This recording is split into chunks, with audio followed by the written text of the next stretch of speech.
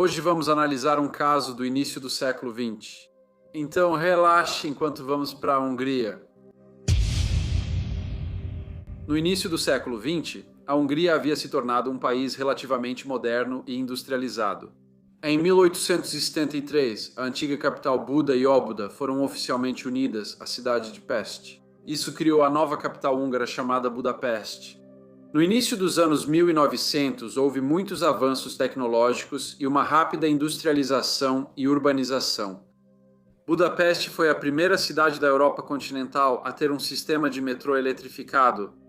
A economia crescia a uma taxa similar à da Alemanha, Grã-Bretanha e França, sendo certamente um lugar empolgante. A família Schwartz vivia em Budapeste, em uma área relativamente nobre próxima ao rio Danúbio.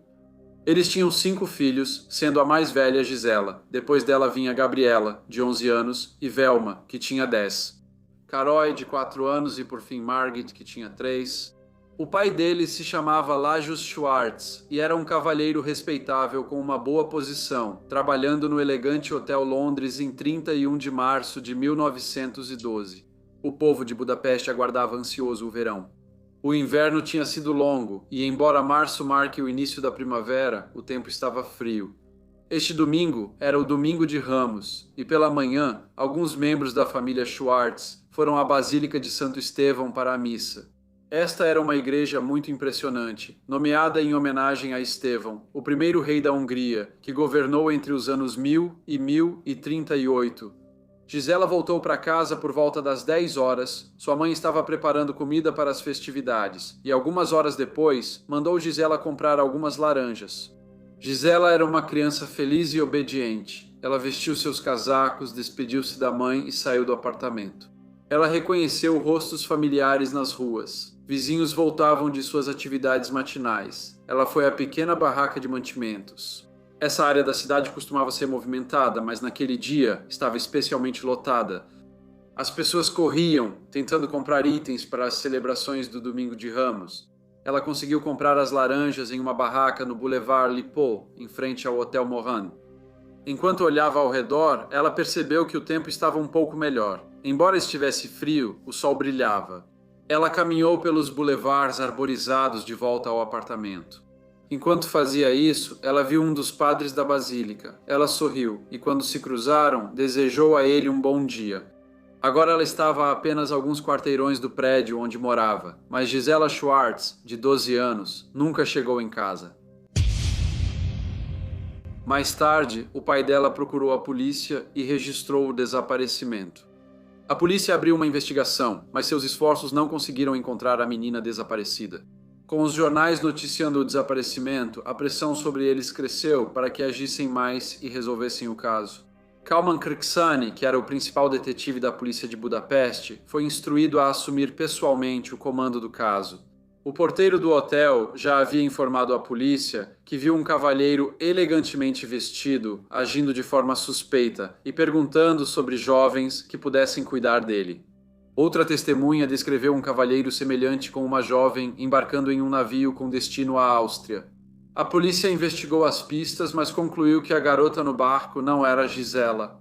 O chefe de detetives Kreshani descobriu que no dia 31 de março, o dia em que a garota de 12 anos, Gisela Schwartz, desapareceu, um policial do outro lado do rio Danúbio deteve um homem agindo de forma suspeita ao lado de uma vala em direção ao rio.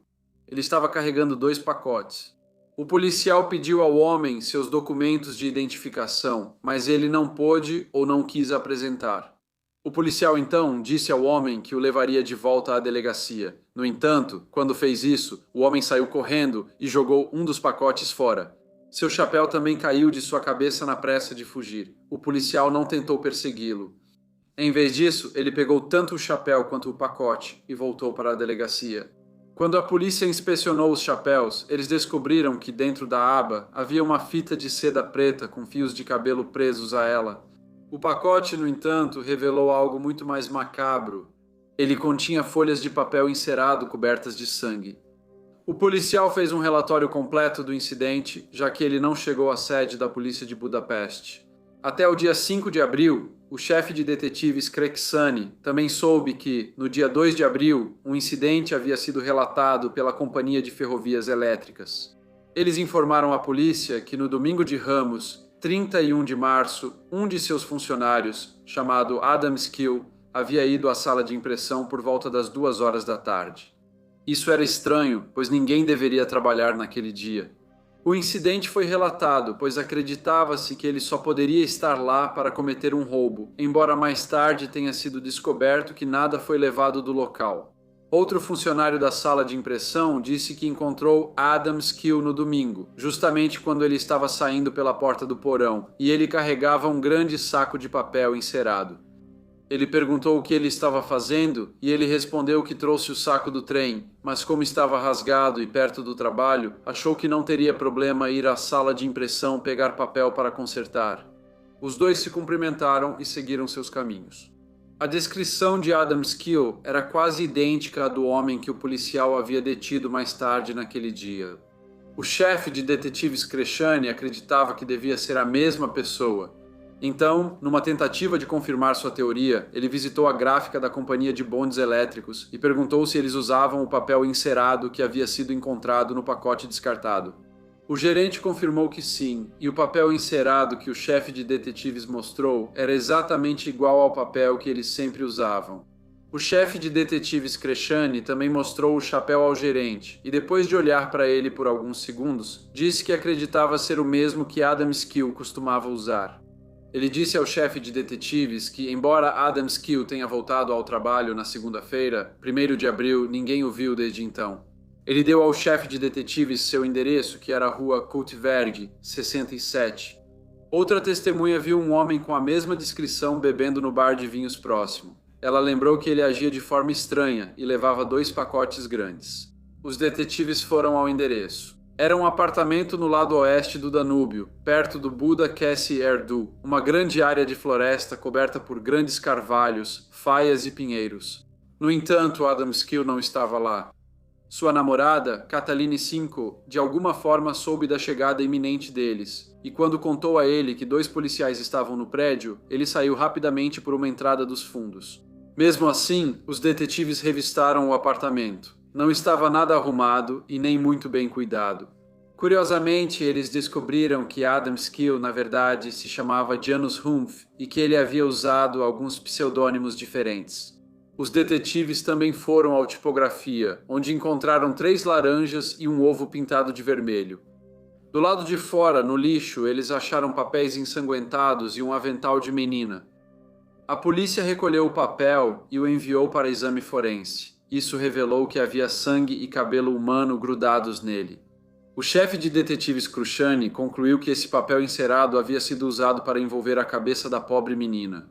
Ele também tinha certeza de que essa era a pessoa responsável pelo misterioso desaparecimento de Gisela Schwartz e instruiu todas as unidades policiais disponíveis a vasculhar a cidade para encontrá-lo. Apesar de uma caçada humana tão grande, não havia nenhum sinal de Adam Skill ou Janus Humph, e parecia que, assim como quando ele havia sido detido em 31 de março, ele havia conseguido novamente evitar ser preso. A polícia tinha certeza de que a pequena Gisela Schwartz, a menina de 12 anos que havia desaparecido misteriosamente no domingo de Ramos, estava morta. Mas eles precisavam encontrar o corpo dela. Centenas de policiais foram instruídos a vasculhar a floresta no lado oeste do Danúbio. Foi um esforço coordenado, com diferentes unidades assumindo a responsabilidade por áreas específicas. Moradores locais, ansiosos, acompanharam e ajudaram na tentativa de resolver o mistério. No final da tarde, um policial viu o que parecia ser uma pequena mão debaixo da vegetação. Uma inspeção mais detalhada revelou que era parte do corpo em decomposição de uma criança, mas apenas o torso e os braços. A cabeça e as pernas haviam sido removidas. A área próxima foi vasculhada, mas nada mais foi encontrado. O torso havia sido coberto com um casaco cinza, que estava marcado com as letras IC31. Isso representava a escola que Gisela havia frequentado no ano anterior e o número do cabide que ela usava. A imprensa noticiou a história em todos os seus detalhes macabros, e logo não só toda Budapeste, mas toda a Hungria ficou sabendo da descoberta horrível. Foi realizada uma autópsia no torso. Os resultados mostraram que ela morreu por 2 ferimentos de faca. As pessoas seguiram trazendo informações. Um condutor de bonde contou como Adam Skill havia embarcado no bonde indo para o Campo Hoover algum tempo depois das 15 horas no domingo de Ramos. Ele usava o serviço com frequência e o condutor o conhecia pouco. O condutor lembrou da data, pois Adam Skill embarcou com 2 pacotes grandes e não desceu em sua parada usual. Em vez disso, ele seguiu algumas paradas adiante na linha. Mas o motivo pelo qual o condutor se lembrava tão bem da data era porque, quando o bonde chegou ao terminal, ele fez sua inspeção habitual do vagão vazio e onde Adam Skill ou Janus Humph havia colocado seus pacotes, havia uma mancha de sangue considerável.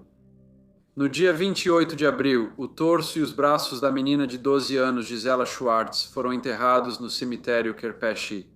Este é o maior cemitério de Budapeste e um dos mais antigos da Hungria. Ela foi sepultada entre os túmulos de famosos estadistas, escritores, escultores, artistas, compositores e esportistas húngaros. Uma multidão se reuniu nas ruas enquanto o cortejo seguia para o cemitério. Todos estavam de cabeça baixa e havia um silêncio assustador enquanto a barbárie do crime ressoava entre os espectadores. 2 dias depois, em 30 de abril de 1912, a cabeça de Gisela Schwartz foi encontrada no matagal, não muito longe de onde o torso havia sido descoberto. Mais tarde, ela foi colocada junto com seu torso em seu túmulo no cemitério Kerepesi. As pernas dela só foram achadas 7 meses depois. O cavalheiro que atuava como jardineiro e zelador do prédio, onde Adam Skill ou Janus Humph havia morado em Budapeste, recebeu uma carta dele. O nome dele era Peter Starak. Ele perguntava muito sobre o desaparecimento de Gisela Schwartz. Tanto que Peter Starak informou à polícia que Adam Skill ou Janus Humph pediu que uma resposta fosse enviada para o correio de Munique, aos cuidados de um cavalheiro chamado Sandor Weidmüller. 2 detetives foram enviados para Munique, e quando o misterioso Sandor Weidmüller chegou para pegar a carta, ele foi detido. Os detetives afirmaram que sabiam que seu nome verdadeiro era Janus Humph. No entanto, ele não era apenas um homem procurado na Hungria, mas também era procurado na Alemanha. A lista de crimes supostamente cometidos por ele era longa e incluía roubo, agressão, assédio e assassinato. Uma garota de 14 anos, chamada Maria Schmeltz, foi morta em 1906 e seu corpo foi escondido na vegetação rasteira de uma floresta próxima. Pouco tempo depois, uma menina de 7 anos desapareceu. Seu corpo acabou sendo encontrado coberto por arbustos espinhosos. Em outro local remoto e arborizado, Janus Humph também foi acusado pelo assassinato de uma jovem, mas foi considerado inocente pelos tribunais. Ele foi descrito de várias maneiras diferentes. Alguns o chamavam de um personagem estranho e lascivo. Outros o descreveram como esquisito e vulgar, mas todos concordavam que havia de fato algo muito suspeito sobre ele. Uma jovem que havia tido um relacionamento com ele por um tempo contou aos detetives que achava particularmente estranho o fato de Janus gostar de colecionar coisas que meninas pequenas teriam, como elásticos de cabelo e fitas. A polícia húngara investigou o passado dele e ficou surpresa com o que encontrou. Janus Humph era de uma família rica, originalmente da Baviera, e eles esperavam que ele um dia estudasse direito. Porém, ele sempre foi uma criança nervosa e isso piorou com o tempo. Seus pais tentaram colocá-lo em uma instituição de educação especial para observarem seu comportamento dia e noite. Janus, no entanto, não estava disposto a ser internado, então fugiu de Budapeste e viajou para Munique, onde encontrou trabalho como encadernador. Ao ser entrevistado, ele negou envolvimento no assassinato da menina de 12 anos, Gisela Schwartz. Ele foi entregue às autoridades alemãs e, no dia 27 de abril de 1914, foi julgado na cidade de Augsburgo pelos crimes que supostamente havia cometido anteriormente na Alemanha. Depois ele foi considerado culpado e condenado à morte. 2 semanas depois, no entanto, em 9 de maio, ele tirou a própria vida, enforcando-se em sua cela. Ele nunca foi julgado pelo assassinato de Gisela Schwartz, de 12 anos. Em 1947, a gráfica da companhia de trem elétrico em Budapeste estava sendo reformado quando os trabalhadores fizeram uma descoberta horrível no porão, o torso de um menino. Lembrou-se que, 42 anos antes, em junho de 1905, um menino de 12 anos chamado Istvan Petok desapareceu de repente e nunca mais foi visto. Infelizmente, a polícia não conseguiu identificar o torso, mas especulou-se que provavelmente era mais uma vítima de Janus Rumpf. No entanto, como Janus havia morrido muitos anos antes, o mistério de quem era o menino e quem o matou e o colocou no porão da gráfica nunca será completamente solucionado. Olá a todos e muito obrigado por ouvirem. Como de costume, por favor, deixem qualquer comentário ou feedback que vocês tenham e espero ver todos vocês novamente no próximo Briefcase.